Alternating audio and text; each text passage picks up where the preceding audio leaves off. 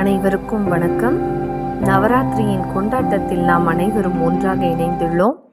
நவராத்திரியின் 8ஆம் நாள் அன்னை துர்க்கையை வழிபடுவதற்கு உகந்த நாள். இது மகா அஷ்டமி அல்லது துர்காஷ்டமி என்றே அழைக்கப்படுகிறது.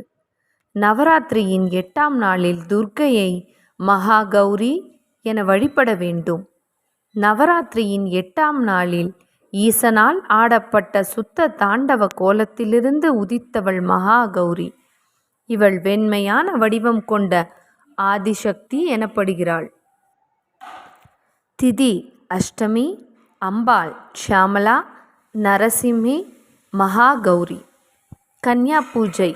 9 வயது சிறுமிக்கு துர்க்கை என்ற திருநாமம் கொண்ட திருக்கோலம் அமைத்து பூஜிக்க வேண்டும்.